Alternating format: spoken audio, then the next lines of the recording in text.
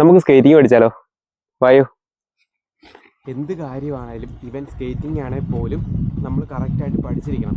കാരണം നമ്മൾ തെറ്റ് പഠിച്ചു കഴിഞ്ഞാൽ ഫ്യൂച്ചറിലേക്ക് നമ്മൾ ചെല്ലുമ്പോഴത്തേക്കും അത് തെറ്റ് റിപ്പീറ്റ് ചെയ്തുകൊണ്ട് തന്നെ ഇരിക്കും. അതുകൊണ്ട് നമ്മളിവിടെ സ്കേറ്റിങ്ങിൻ്റെ പ്രോപ്പർ വേ, അതായത് എങ്ങനെ സ്കേറ്റ് ചെയ്യാം, അതുപോലെ തന്നെ സ്കേറ്റിങ്ങിൽ ഏതൊക്കെ വേരിയേഷൻ ഉണ്ട്, ഏതൊക്കെ സ്കേറ്റിംഗ് ഷൂ നമ്മൾ യൂസ് ചെയ്യാം, ഇതെല്ലാം നമ്മളിവിടെ പഠിപ്പിച്ചു തരുന്ന.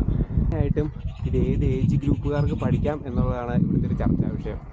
ഇതൊരു 3.5 വയസ്സ് തൊട്ട് മുമ്പോട്ടുള്ള ഏത് ഏജ് ഗ്രൂപ്പുകാർക്ക് വേണമെങ്കിലും പഠിക്കാം. അതായത് നമ്മുടെ മൈൻഡ് സെറ്റിനെ ഡിപ്പെൻഡ് ചെയ്താണ് ഇതിരിക്കുന്നത്.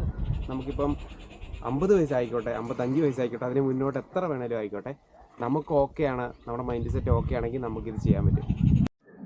അപ്പം നമുക്ക് ആദ്യം തന്നെ സ്കേറ്റിങ്ങിൻ്റെ ബേസിക് ആയിട്ടുള്ള സ്റ്റാൻഡിങ് പൊസിഷൻ പഠിക്കാം. നമ്മൾ സ്ട്രെയിറ്റ് ആയിട്ട് ഇങ്ങനെ കാലൊരിക്കലും വെക്കരുത്. കാലിങ്ങനെ വെച്ച് കഴിഞ്ഞാൽ ഫ്രണ്ടിലേക്കോ ബാക്കിലേക്കോ ഫോൾ ആകാൻ നല്ല സാധ്യതയുണ്ട്.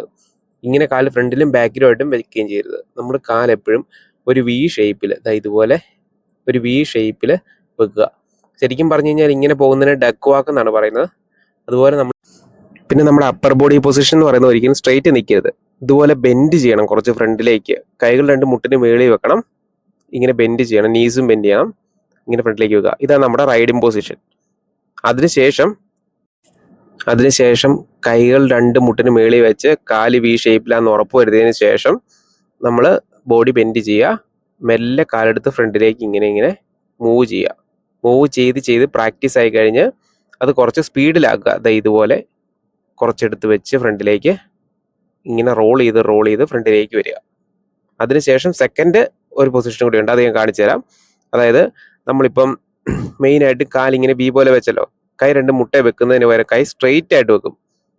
കുറച്ചുകൂടി ബാലൻസ് കിട്ടും, കുറച്ചുകൂടി ഇമ്പ്രൂവ് ആകും. ഇങ്ങനെ ചെയ്യുമ്പം ഇതുപോലെ ഇങ്ങനെ ഫ്രണ്ടിലേക്ക് നടക്കും തോറും റോൾ ചെയ്ത് നമ്മൾ മുന്നോട്ട് വന്നോളും തന്നെ. ഇതുപോലെ. ഓക്കെ. സ്കേറ്റിംഗ് മറ്റുള്ള ഈവൻറ്റുകളിൽ നിന്നും വ്യത്യസ്തമാകുന്നത് എങ്ങനെയാണെന്ന് വെച്ച് കഴിഞ്ഞാൽ നമ്മൾ ഇതിൽ മെയിനായിട്ടും വെയിറ്റ് ട്രാൻസ്ഫറിങ്ങും ബാലൻസിങ്ങുമാണ് നമ്മൾ നോക്കുന്നത്. അതായത് ഇപ്പം ലെഫ്റ്റ് ലെഗിലേക്കും റൈറ്റ് ലെഗിലേക്കും നമ്മൾ വെയിറ്റ് ട്രാൻസ്ഫർ ചെയ്യുന്നതനുസരിച്ചാണ് ഇതിന് മൂവ്മെൻറ്റ് ഉണ്ടാകുന്നത്. ഇതുപോലെ നോക്കിയൊന്ന് ശ്രദ്ധിച്ചു. ഇപ്പം നമ്മൾ റൈറ്റ് ഹാൻഡ് നമ്മൾ പോക്കി, അപ്പം നമ്മൾ റൈറ്റ് സൈഡിലേക്ക് വെയിറ്റ് ട്രാൻസ്ഫർ ചെയ്യുന്നു, അതുപോലെ തന്നെ ലെഫ്റ്റ് സൈഡിലേക്ക് ട്രാൻസ്ഫർ ചെയ്യുന്നു. ഇതിങ്ങനെ മാറി ട്രാൻസ്ഫർ ചെയ്യുന്നു. അതിങ്ങനെ ചെയ്യുന്നതനുസരിച്ച് നമുക്ക് മൂവ്മെൻറ്റ് കണ്ടോ, ഇതുപോലെ നമ്മൾ റോൾ ചെയ്ത് ഫ്രണ്ടിലേക്ക് ഇങ്ങനെ വരും, മാറി ചേഞ്ച് ചെയ്ത്. ഇതിങ്ങനെ പ്രാക്ടീസ് ചെയ്യുക. പരമാവധി നമ്മൾ സ്കേറ്റിങ്ങിന് പോകുമ്പം ഒറ്റയ്ക്ക് പോകാണ്ടിരിക്കുക. നമ്മുടെ കൂടെ പേരൻസോ അല്ലെങ്കിൽ കുട്ടികൾ വേറെയോ ഫ്രണ്ട്സോ അല്ലെങ്കിൽ കോച്ചസോ ആരെങ്കിലും ഒരാൾ കൂടെ ഉണ്ടായിരിക്കണം. കാരണം എന്താണെന്ന് വെച്ച് കഴിഞ്ഞാൽ നമുക്ക് എന്തെങ്കിലും ആക്സിഡൻറ്റ് പറ്റുകയോ എന്തെങ്കിലും ഇഞ്ചുറീസ് പറ്റുകയോ ചെയ്ത് കഴിഞ്ഞാൽ നമുക്ക് ഫസ്റ്റ് എയ്ഡ് തരാനോ അല്ലെങ്കിൽ ഹോസ്പിറ്റലിൽ കൊണ്ടുപോകാനോ ആരെങ്കിലും ഒന്ന് വിളിച്ചറിയിക്കാനോ ഒരാൾ എപ്പോഴും കൂടെ ഉണ്ടായിരിക്കുന്നത് നല്ലതാണ്. അതെപ്പോഴും മനസ്സിൽ വെക്കുക. ബാക്കിയുള്ള ക്ലാസ്സുകൾ വരും വീഡിയോകളിൽ ഞാൻ അപ്ലോഡ് ചെയ്യുന്നുണ്ട്.